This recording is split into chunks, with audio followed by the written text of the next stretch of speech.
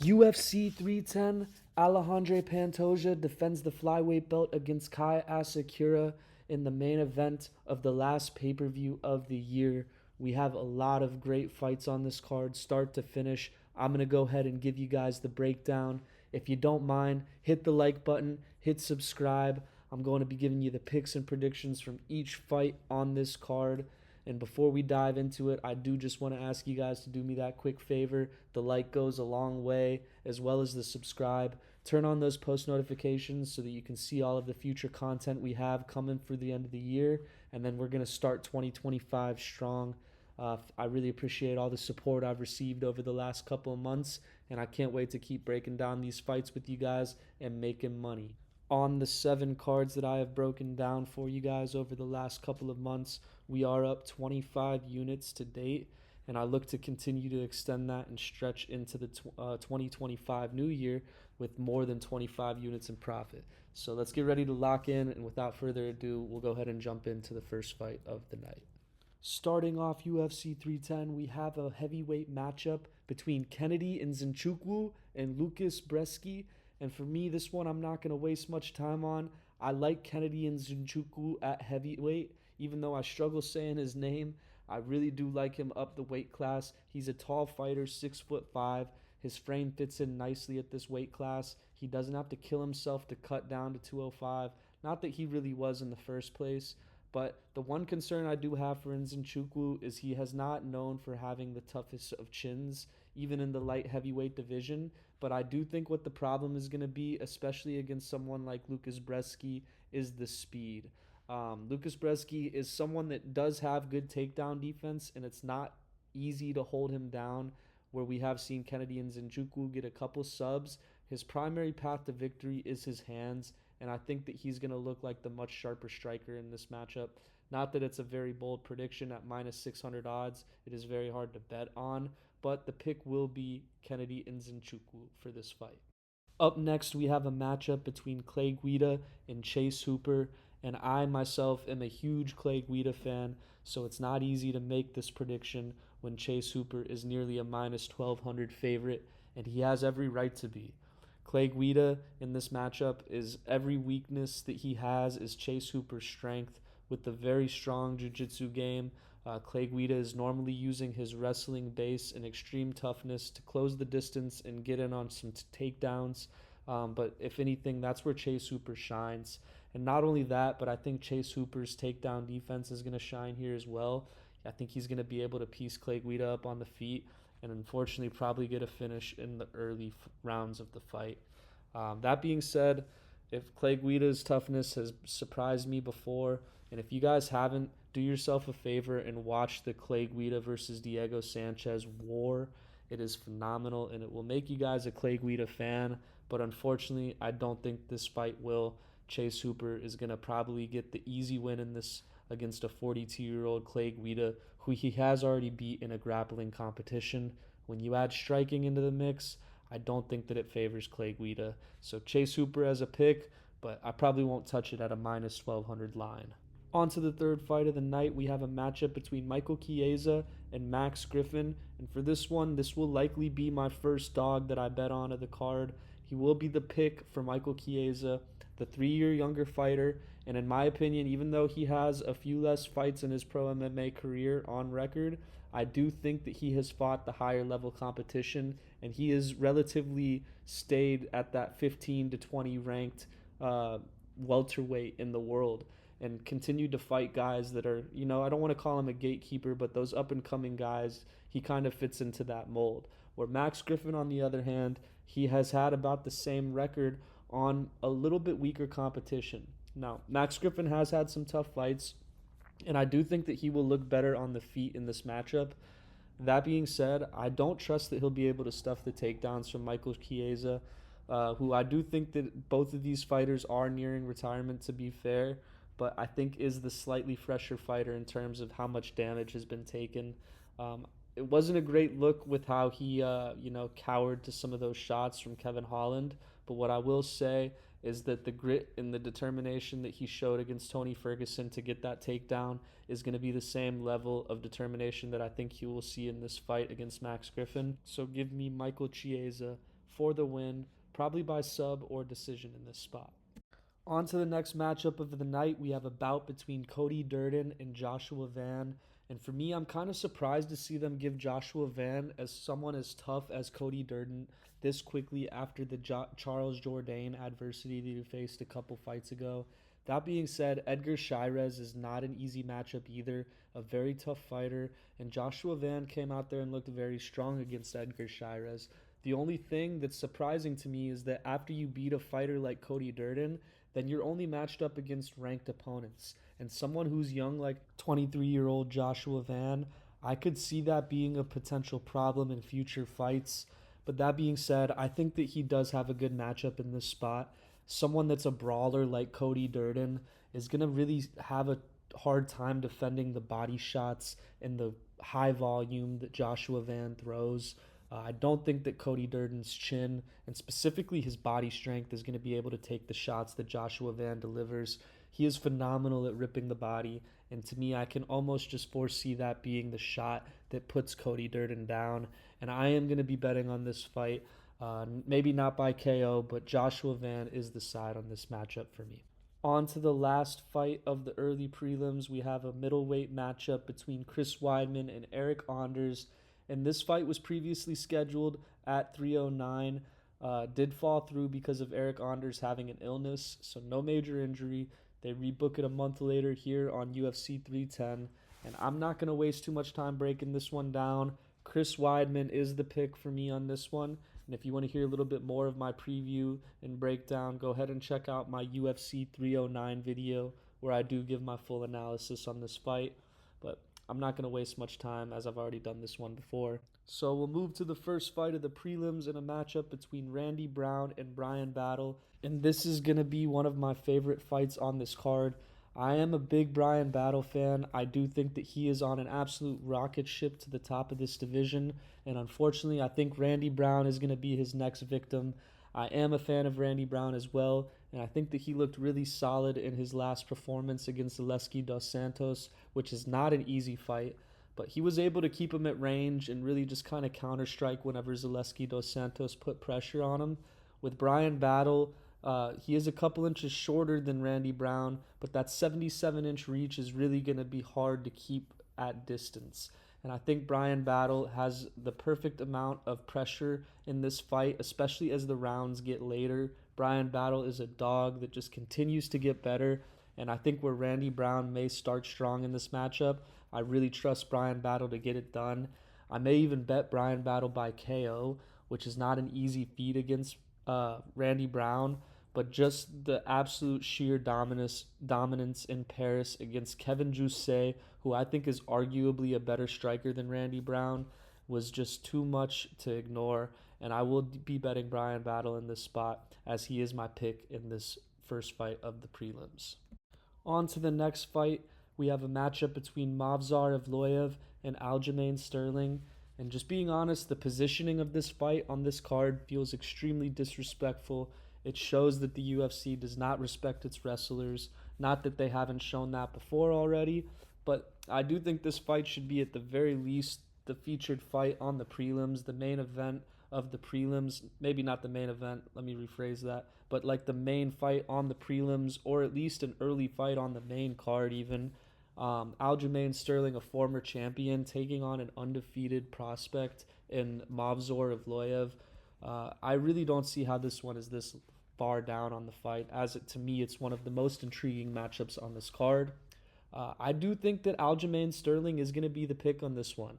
I've kind of flip-flopped back and forth, as I do think Movsar Evloev has the better boxing, but I think if anyone's got the power to put someone away in the spot, it's going to be a creative strike from Aljo. I do see him also having the wrestling to negate the takedown and clinch game that Movsar tries to suffocate his opponents with.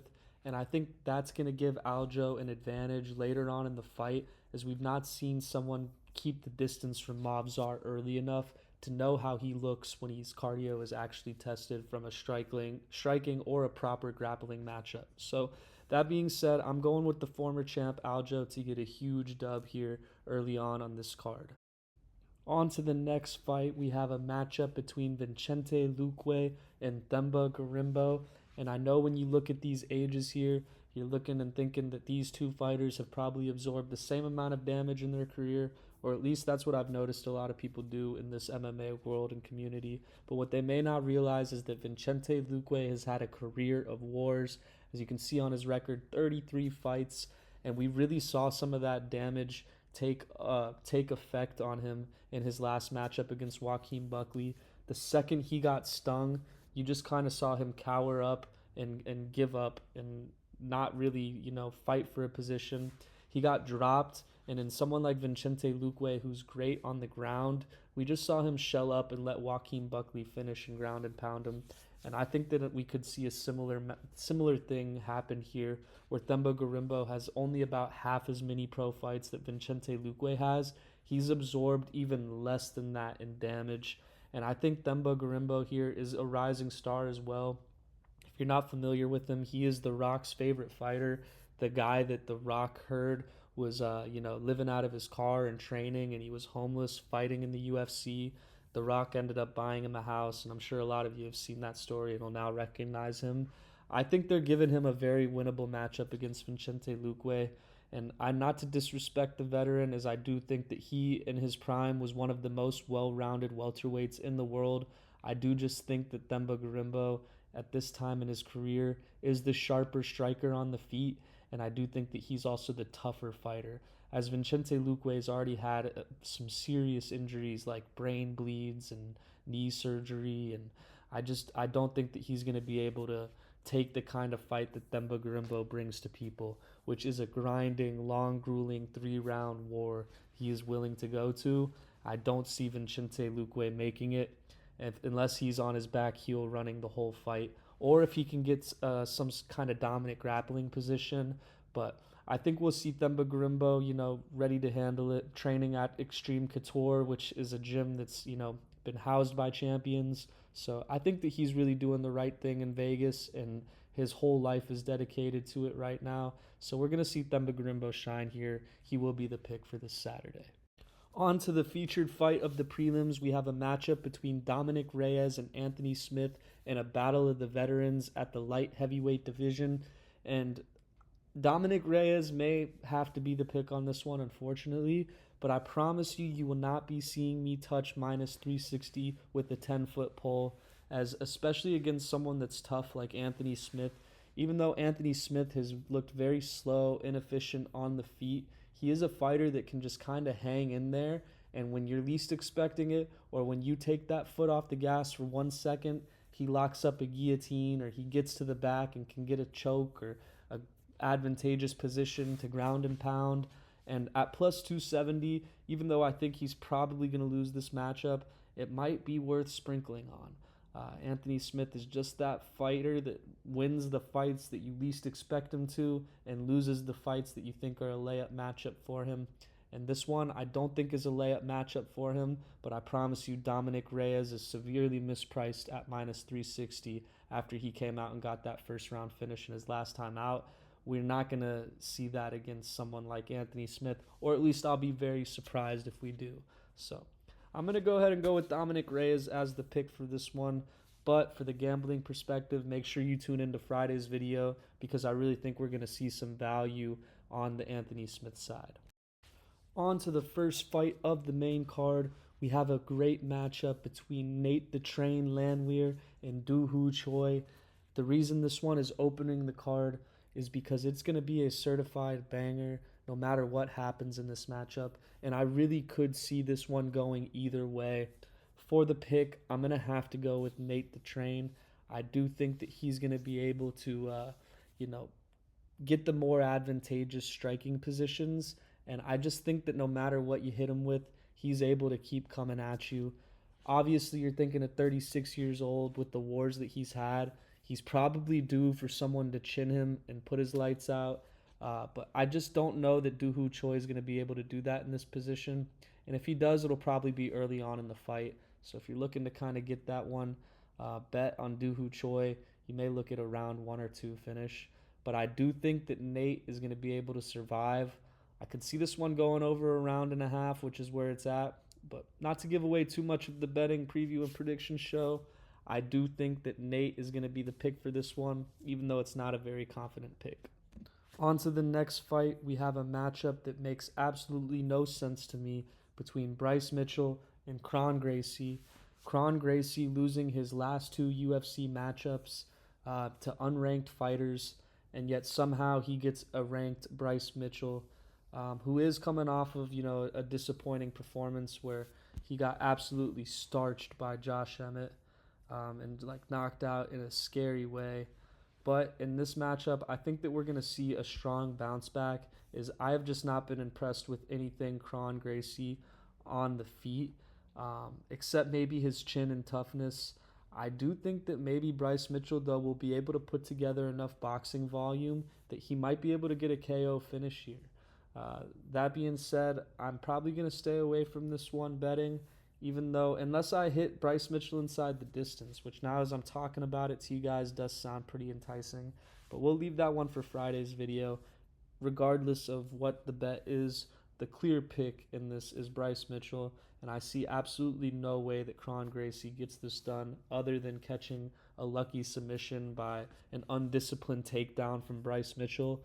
But Bryce Mitchell is a real competitor, and I don't think that he's going to let the loss that he has suffered between Ilia Topuria and Josh Emmett hold him down. I think that he's going to come back very strong, and I think this is going to be a dominant performance for Bryce Mitchell. This is one scenario where I do think a minus 850 line is warranted against a scrub, no offense, like Kron Gracie. It may be a great jiu-jitsu name, and it sounds disrespectful calling him a scrub, but when it's come to mixed martial arts, he has just looked absolutely atrocious other than his toughness. On to the featured fight of the main card, we have a matchup between Cyril Gane and Alexander Volkov, the rematch of the heavyweights. Honestly, a lot of people online are saying that they see it, not going any different than the first fight, or a lot of experts are predicting that that's how it goes, and it's hard to really blame them for thinking that. But I'm going to be one, on the other hand, that picks Alexander Volkov to win this fight, and it is something that I will probably be betting small amount on as well. It's not the most confident pick, but I do think that Alexander Volkov has gotten better than people give him credit for. I do think that he has the better grappling. We'll see if his wrestling's improved enough to be able to take Cyril Gane down, as John Jones showed that that's the easy path to victory with no effort put in, just simple takedown, choke out, get the job done. Cyril Gane just has no grappling defense, or hadn't to that point. We will see if hopefully we will see if he's gotten better in that area too.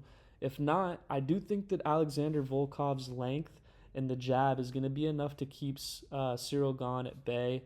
I think that he's gotten much better at throwing that jab and using that distance, and we saw it in the Raging Bull like Pavlovich, who maybe isn't quite as quick as Cyril Gane, definitely not quite as quick, but with the power that Pavlovich has and the jab that Volkov was able to implement into his game plan to keep him at bay and throw the leg kicks. He throws that kick and jab combo very well, very crisp, and I think that it's going to be hard for Cyril Gane to close that distance to kind of let his speed show.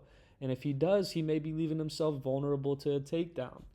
So while I think that Cyril Gane is probably the smart pick for this one, if it stays on the feet or if there's no grappling or MMA involved, if this is a pure kickboxing striking match, I would definitely be going with Gane.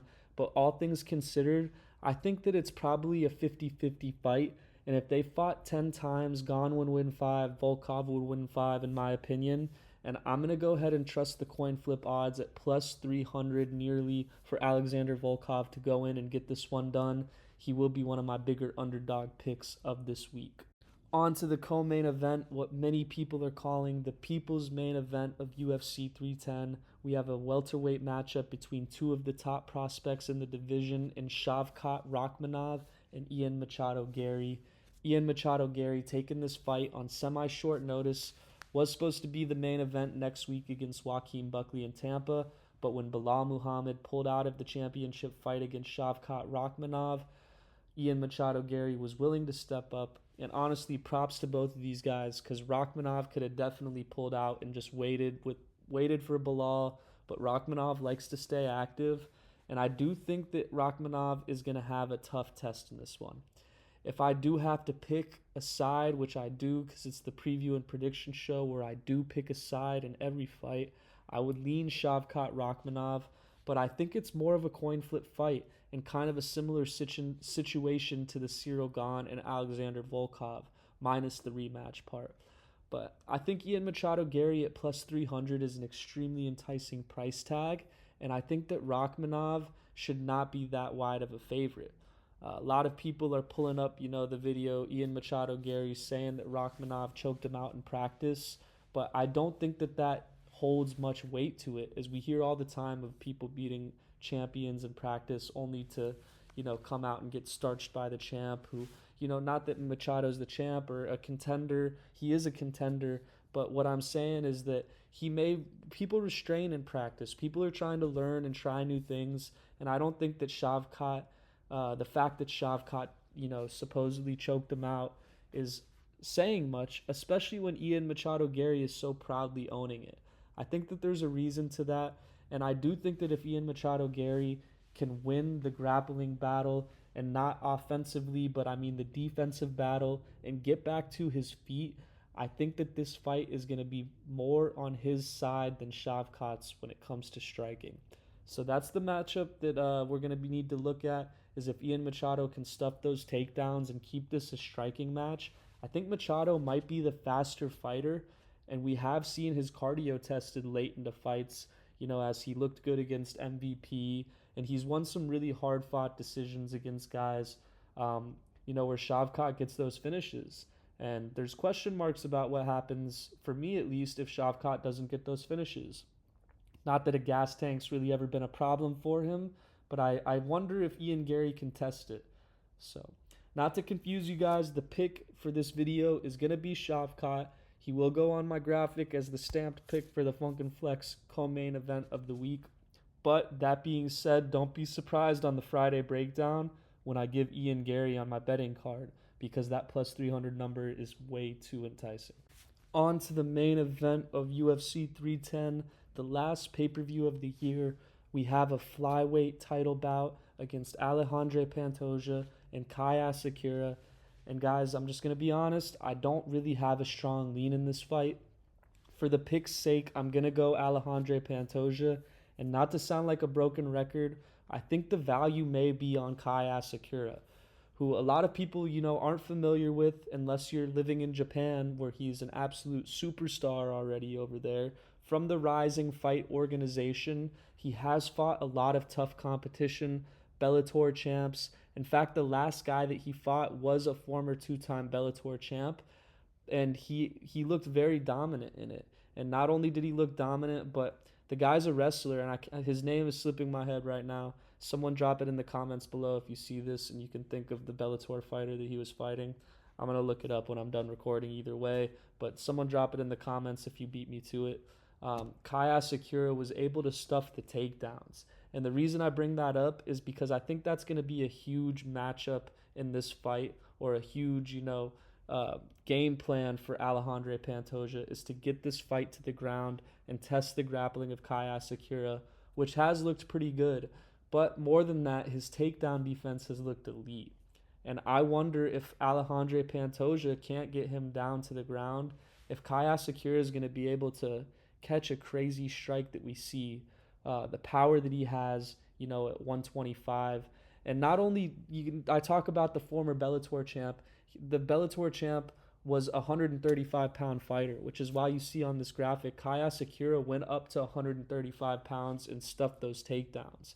Will he be able to do that against Alejandro Pantoja? I think so.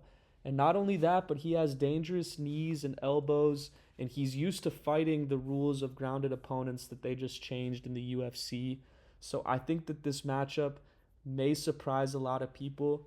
And even though my pick is going to be Alejandro Pantoja, purely based off of the level of competition just being superior to Kai Asakura, I think I might bet Asakura by KO in this spot, as I think the UFC might be setting him up to be the Japanese superstar that they're looking for, to go in there and break into that market, which they've already vocalized that they're interested in doing. So we'll have to see, does Kai Asakura have what it takes The stage is set, and I'm excited and beyond thrilled for this last pay-per-view of the year. And I cannot express again how grateful I am for you guys for viewing this video. Go ahead and drop a comment of who you think's going to win this main event if you've made it this far into the video.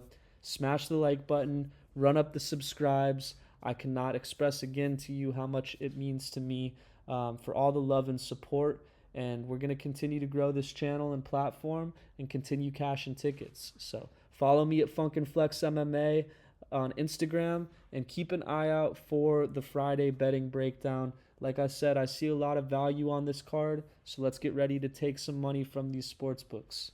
And I hope you guys have had a great Thanksgiving holiday, and I look forward to coming into the Christmas year, ending the year strong. So without further ado, you guys have a great rest of your week.